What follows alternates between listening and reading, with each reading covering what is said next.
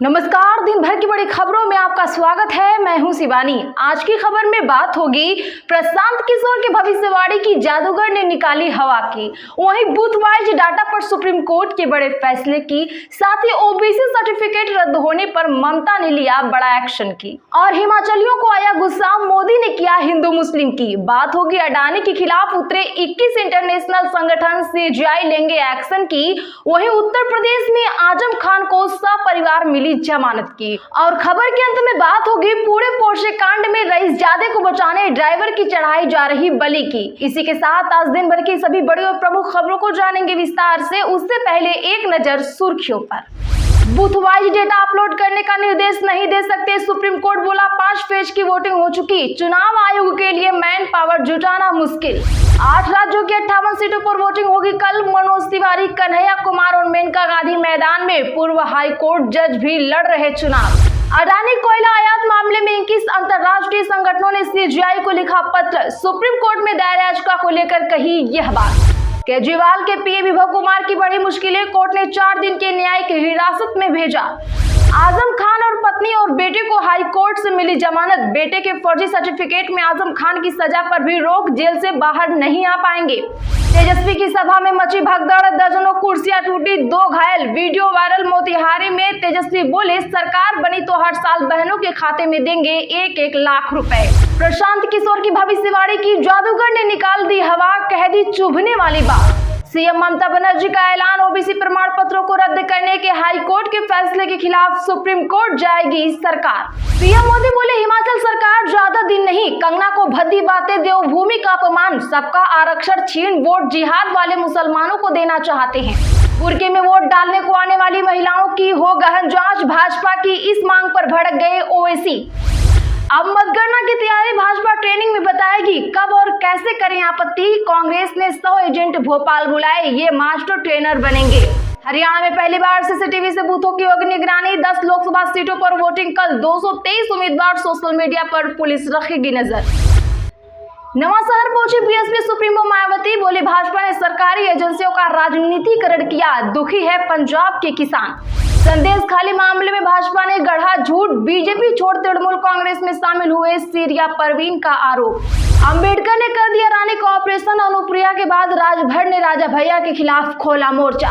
मोहतरमा ने इतिहास भूगोल बदला, अब अर्थशास्त्र की बारी। विक्रमादित्य ने कंगना को लिया आड़े हाथ, पीएम मोदी पर भी कसा तंजे।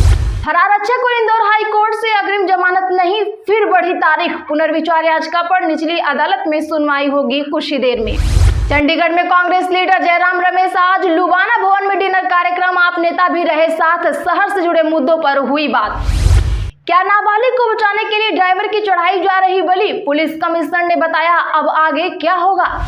देश के लोग चाहते हैं नई सरकार, सचिन पायलट बोले पंजाब में कांग्रेस के पक्ष में बन रहा है माहौल। गूगल ने मोबाइल उत्पादन के लिए तमिलनाडु को चुना तो कर्नाटक में बीजेपी और कांग्रेस भिड़ी, छिड़ी जुबानी जंग। चलिए अब जानते हैं बड़ी और प्रमुख खबरों को विस्तार से। उससे पहले प्लीज वीडियो को लाइक जरूर करें। बूथ वाइज डेटा अपलोड करने का निर्देश नहीं दे सकते, सुप्रीम कोर्ट बोला 5 फेज की वोटिंग हो चुकी, चुनाव आयोग के लिए मैन पावर जुटाना बड़ी मुश्किल। जहां बता दें कि सुप्रीम कोर्ट ने आज चुनाव आयोग की वेबसाइट पर 48 घंटे के अंदर बूथ वाइज वोटिंग डेटा और फॉर्म 17C डेटा अपलोड करने का निर्देश देने से इनकार कर दिया। टीएमसी नेता महुआ मोइत्रा, कांग्रेस नेता पवन खेड़ा और NGO association for democratic reforms ने यह याचिका लगाई थी। जस्टिस दीपांकर दत्ता और जस्टिस सतीश चंद्र शर्मा की वेकेंशन बेंच ने सुनवाई के दौरान कहा कि लोकसभा चुनाव के 5 फेज की वोटिंग हो चुकी है। बेंच ने कहा कि अब सिर्फ 2 फेज की ही वोटिंग बाकी है, ऐसे में डेटा अपलोडिंग करने के लिए मैन पावर जुटाना चुनाव आयोग के लिए मुश्किल होगा। चुनाव बाद रेगुलर बेंच मामले को देखेगी। 8 राज्यों की 58 सीटों पर वोटिंग होगी कल। मनोज तिवारी, कन्हैया कुमार और मेनका गांधी हैं मैदान में, पूर्व हाई कोर्ट जज भी लड़ रहे हैं चुनाव। जी हां, आपको बता दें कि 2024 लोकसभा चुनाव के 6ठे फेज में शनिवार को 7 राज्यों और 1 केंद्र शासित प्रदेश की 58 सीटों पर वोटिंग होगी। जम्मू कश्मीर की अनंतनाग राजौरी सीट पर तीसरे फेज में चुनाव होना था, लेकिन इसे स्थगित कर दिया गया था।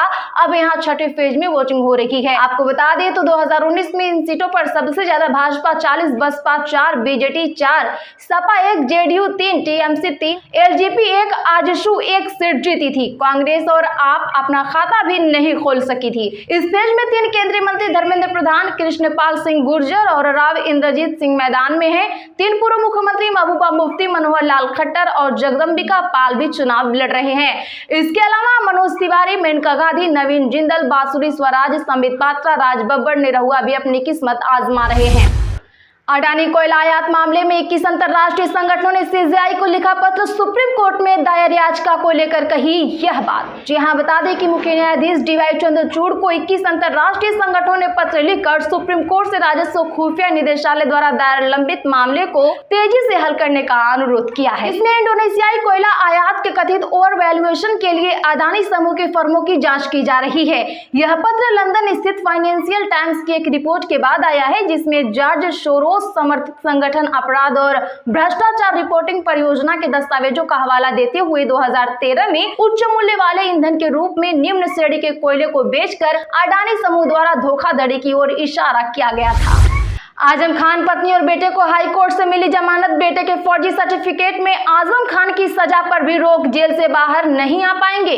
जी हां, बता दें कि सपा नेता आजम खान, उनकी पत्नी तंजीन फातिमा और बेटे अब्दुल्ला आजम को हाई कोर्ट से जमानत मिल गई है।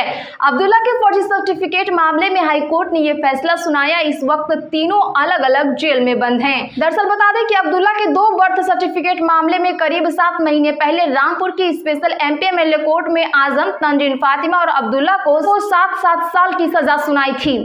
तेजस्वी की सभा में भगदड़, दर्जनों कुर्सियां टूटी, 2 घायल। Video viral. मोतिहारी में तेजस्वी बोले, सरकार बनी तो हर साल बहनों के खाते में देंगे 1 लाख रुपए। जी हां, बता दें कि पश्चिमी चंपारण लोकसभा क्षेत्र के बनकटवा से कांग्रेस उम्मीदवार मदन मोहन तिवारी के समर्थन में चुनावी जनसभा को संबोधित करने के लिए नेता प्रतिपक्ष तेजस्वी यादव और वीआईपी सुप्रीमो मुकेश सहनी सड़क मार्ग से 23 मई को गुरुवार को पहुंचे। दोनों नेताओं को सुनने के लिए लोगों की भारी भीड़ जमा हो गई थी। देखते ही देखते भीड़ बेकाबू हो गया। इस दौरान भगदड़ मच गई, जिसमें दर्जनों कुर्सियां टूट गई और कई लोगों को चोट भी लगी। जिस सभा में कुर्सी टूटने का वीडियो सोशल मीडिया पर काफी तेजी से वायरल हो रहा है। प्रशांत किशोर की भविष्यवाणी की जादूगर ने निकाली हवा, कह दी चुभने वाली बात। जी हां, बता दें कि पिछले कुछ दिनों से लगातार चुनाव विश्लेषक प्रशांत किशोर लोकसभा चुनाव के परिणाम को लेकर दावे कर रहे हैं। पीके के नाम से मशहूर प्रशांत किशोर लगातार समाचार चैनलों पर साक्षात्कार दे रहे हैं। वो चुनाव नतीजों में कई दावे कर चुके हैं। हालांकि उनके सभी दावों में एक बात समान है कि इस लोकसभा चुनाव में तीसरी बार एनडीए की सरकार बन रही है।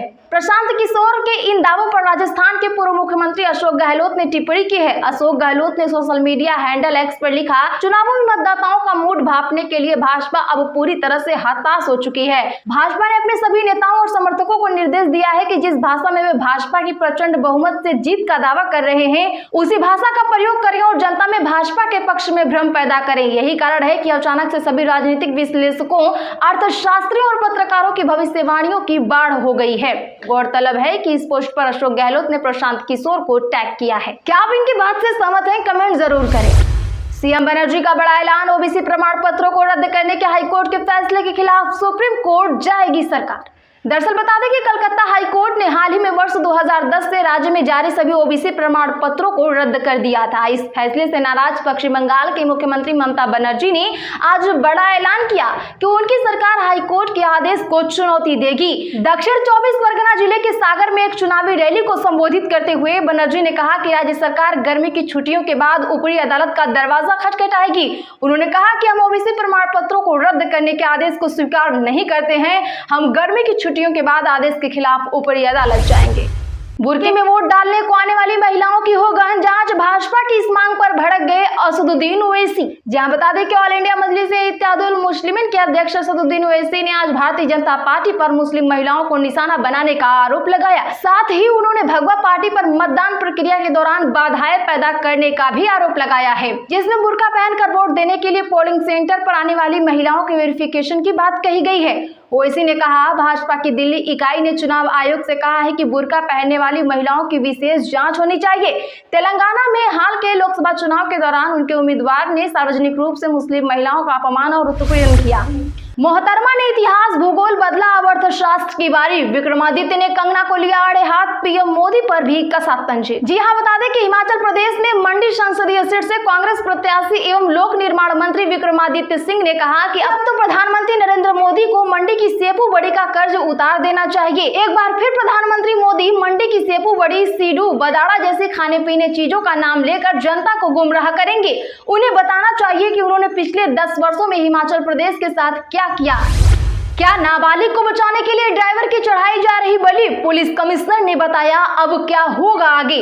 जी हां, जैसा कि आपको पता है कि जिस वक्त ये घटना हुई उस समय आरोपी नशे में धुत था। इस मामले को लेकर जब ड्राइवर से पूछताछ की गई तो उन्होंने कहा कि वो खुद गाड़ी चला रहे थे। अब इस मामले पर पुणे के सीपी अमितेश कुमार ने अपना बयान दर्ज किया है। इस मामले पर पुलिस का कहना है कि इस बात की भी जांच की जा रही है, आखिर ड्राइवर ने ऐसा क्यों कहा, क्या उस पर कोई दबाव डाला गया है। तो आज के लिए बस इतना ही। रोज की ऐसी ही सच्ची और ताजा खबरों के लिए चैनल अभी सब्सक्राइब करें, बगल में घंटी के निशान को जरूर दबा लें, वीडियो को लाइक शेयर कर हमारा सपोर्ट जरूर करें।